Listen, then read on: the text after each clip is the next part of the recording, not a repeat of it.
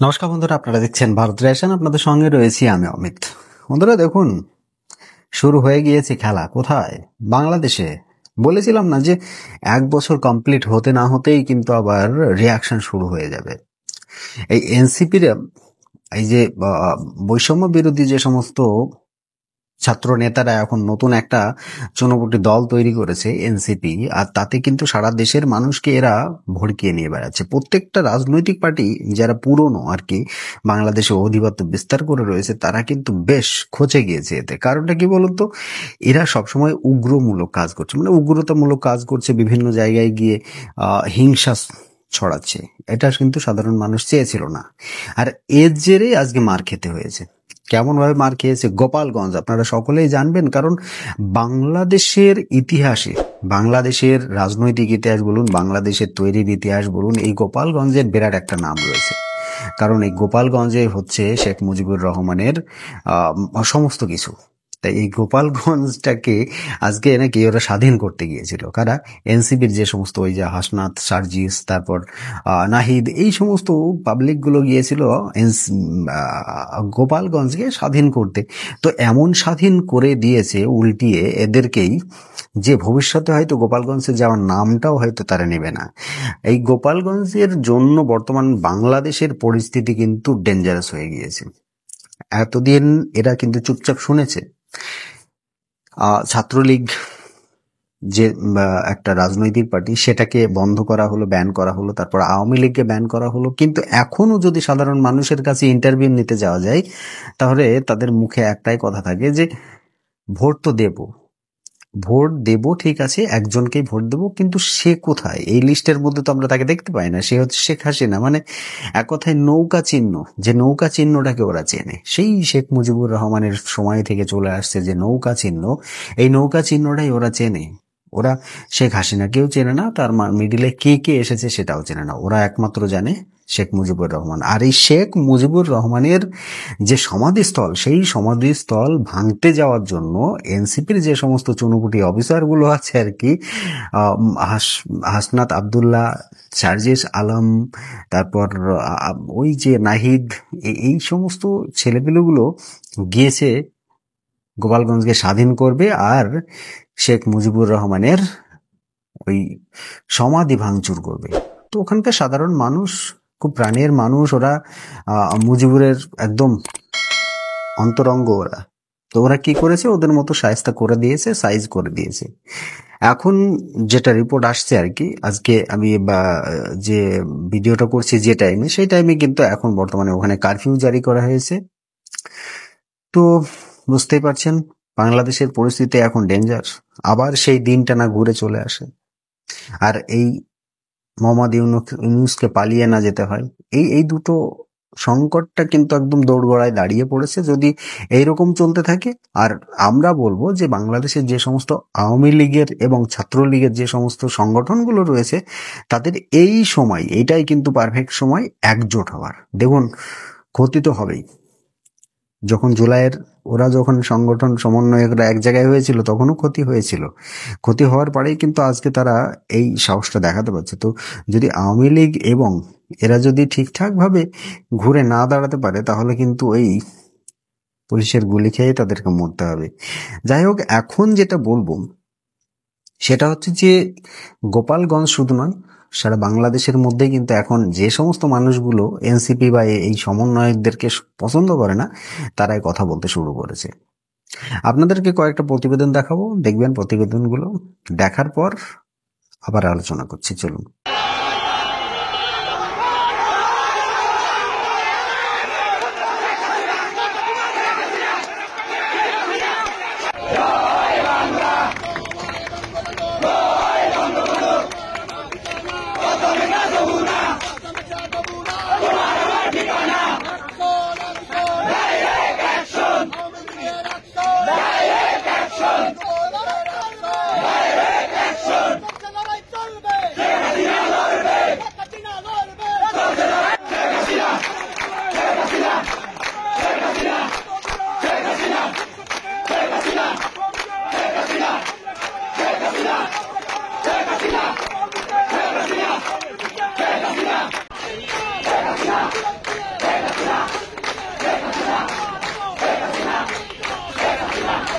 সম্ভার।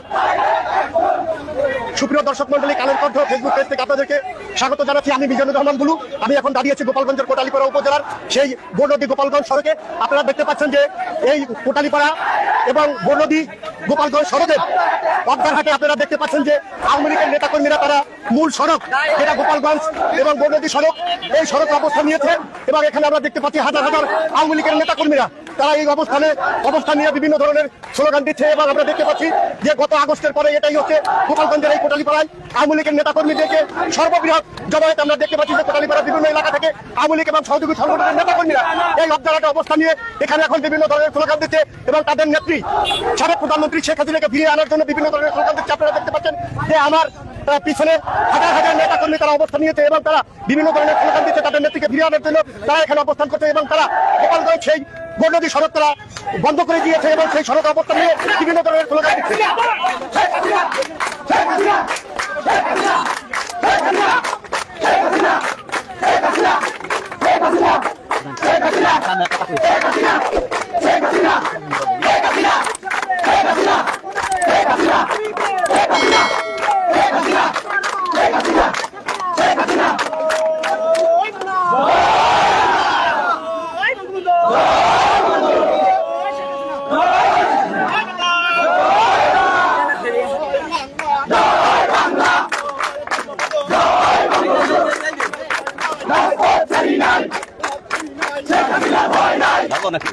অস্ট্রেলিয়া আমি ধরি লাইভে থাকেন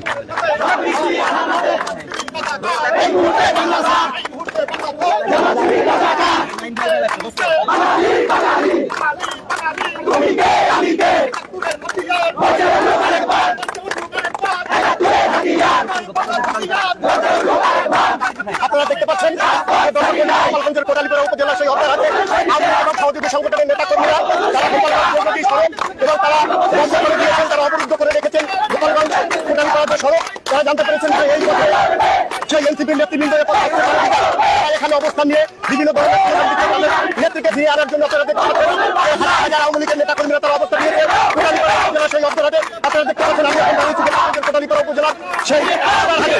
আপনারা দেখতে পাচ্ছেন যে হাজার হাজার আওয়ামী লীগের নেতাকর্মী তারা এখানে অবস্থান নিয়েছে এবং গত 5 আগস্টের পরে কোটালীপাড়ায় সর্ববৃহৎ আওয়ামী লীগের জমায়েত আপনারা দেখতে পাচ্ছেন। দর্শক মণ্ডলী, আমরা আছি গোপালগঞ্জের কোটালীপাড়া উপজেলার আওয়ামী লীগের হাজার হাজার নেতাকর্মীরা এখানে তাদের প্রিয় নেত্রীকে ফিরিয়ে আনার জন্য বিভিন্ন ধরনের স্লোগান দিচ্ছে।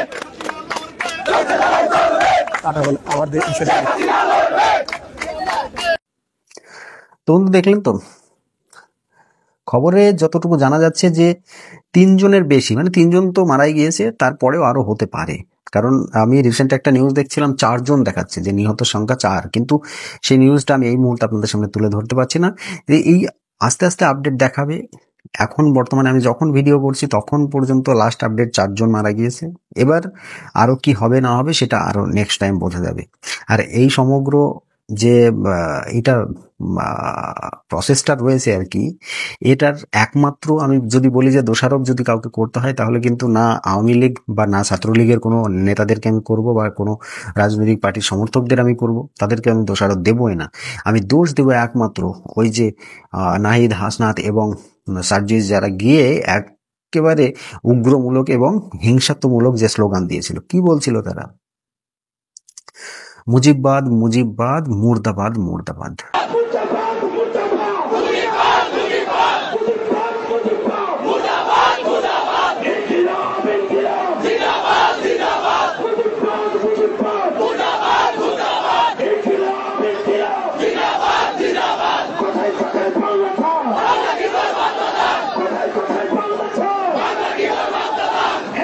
একটা ধারণা করতে পারেন যে মানুষটার ওপর বেস করেই আজকে এই বাংলাদেশটা তৈরি হয়েছে। মানে যদি মুজিবুর রহমান এই পাকিস্তান, পূর্ব এবং পশ্চিম পাকিস্তানে ভোটে না দাঁড়াতো আর সেই সময় যদি এই বিপুল পরিমাণে ভোটে জয়ী না হতো, তাহলে পারে কি আজকে এই বাংলাদেশ নতুন একটা রাষ্ট্র তৈরি হবে এইরকম কথা কেউ মাথায় আনতে পেরেছিল? কেউ কোনোদিন আনতেও পারেনি। এর একটা অংশ কেটে তো বাংলাদেশ হয়েই গেল, আর সেই বাংলাদেশ চলে গেল পাকিস্তানের মধ্যে। এবার সাধারণ ব্যাপার যে পাকিস্তানের মধ্যে যখন চলে গিয়েছে, পাকিস্তান চাইবে যে এইখানে যে সমস্ত বাঙালিরা রয়েছে তাদেরকে নিজেদের নিজেদের যে গঠন রয়েছে সেই গঠনে করবে। এখানকার প্রধান ভাষা বানাবে উর্দু, এখানকার যে চাল চলন সমস্ত কিছু বানাবে তারা ওই পাকিস্তানের মতো, পূর্ব পাকিস্তানের মতো, পশ্চিম পাকিস্তানের মতো। তো সেই পশ্চিম পাকিস্তানের মতো তো এরা হতে পারলো না, তাই কি করলো, এদেরকে এইভাবে গণধোলাই করা হলো সেই সময়। আজকের ডেটেও এক্স্যাক্টলি আমি একটা ভিডিও দেখছিলাম যেখানে দেখছি যে 1971 সালে যেভাবে ওই রাজাকারের সেনারা মুক্তিযোদ্ধাদের যে সমস্ত মানুষজন ছিল বা যে সমস্ত সেনারা ছিল তাদেরকে ধরে চ্যাংদোলা করে তুলে নিয়ে চলে যাচ্ছিল, এক্স্যাক্টলি ঠিক সেই এখন সেই রকমই ছবি দেখা যাচ্ছে। তখন এখন 2025-এ বাংলাদেশের রাজাকার পুলিশেরা এটা করছে, সাধারণ মানুষকে মারধর করছে, আর তখন ছিল পাকিস্তানের রাজাকার পুলিশেরা। জায়গায় দুটোর মধ্যে পার্থক্য কিছুই নেই। এখন শুধুমাত্র একটাই জিনিস আমরা বলবো যে বাংলাদেশে যে সমস্ত আওয়ামী লীগ এবং ছাত্রলীগের যে সমস্ত সমর্থকরা রয়েছে তাদের এই হচ্ছে সময়, এই টাইমে তাদের বেরিয়ে আসার সময়। আর এই হাসনাত আবদুল্লাহকে আর যারা রয়েছে আর কি, সার্জিস আলম, তা এই সমস্ত লিডারগুলোকে যদি একবার ভয় দেখিয়ে দেওয়া যায় তাহলে পারি এরা আর নেক্সট টাইম বেরবে না। যাই হোক বন্ধুরা, ভিডিওটা আপনারা দেখবেন। বাংলাদেশের পরিস্থিতি খুবই নাজুক এখন, আর এই পরিস্থিতিতে আমার মনে হয় আমাদের ভারতের থেকেও কোনো না কোনো একটা রিয়াকশন আসতে চলেছে। দেখা যাক আগামী দিনে কি হচ্ছে না হচ্ছে, সেগুলোর উপর নজর রাখবো। যদি কোনো রকম রিয়াকশন আসে আপনাদের অবশ্যই সেই আপডেটটা আমরা দিয়ে দেবো। তো সকলে ভালো থাকবেন। আজকের এই ভিডিওটা শেষ করার আগে আপনাদের কাছে একটা অনুরোধ করবো, আমার 70% যে ভিউয়ার্স রয়েছেন তারা কিন্তু আমার চ্যানেলটিকে সাবস্ক্রাইব করেননি। প্লিজ আমার চ্যানেলটিকে সাবস্ক্রাইব করুন, আর ওই পাশে থাকা বেল আইকনটি বাজিয়ে দিন। আমি যখন নেক্সট কোনো ভিডিও আপলোড করবো সেটা আপনার কাছে একটা নোটিফিকেশন যাবে। আর আমার ফেসবুক চ্যানেল রয়েছে, ফেসবুক পেজ রয়েছে, আমার টেলিগ্রাম চ্যানেল রয়েছে, আপনারা সেখানেও জয়েন করতে পারেন। সমস্ত কিছু কিন্তু আমার ডেসক্রিপশন বক্সে লিঙ্ক রয়েছে, সেই লিঙ্কে ক্লিক করেও আপনারা জয়েন করতে পারেন। ফেসবুক প্রোফাইল যেটা রয়েছে আমার ফেসবুকে পেজটাতে আপনারা গিয়ে সার্চ করবেন ভারত রিয়াকশন, তাহলে পেয়ে যাবেন। ইনস্টাগ্রাম রয়েছে, সমস্ত কিছু আপনারা গিয়ে আমার সঙ্গে কন্ট্যাক্ট করতে পারেন, এবং আমার কাছে নতুন নতুন কোনো যদি ভিডিও আপনাদের কাছে থেকে থাকে সেটাও আমাকে ডাইরেক্ট চ্যাট করে পাঠিয়ে দিতে পারেন। তো চলুন আজকের মতো ভিডিও এখানে সমাপ্ত করছি। সকলে ভালো থাকবেন, সুস্থ থাকবেন, ধন্যবাদ।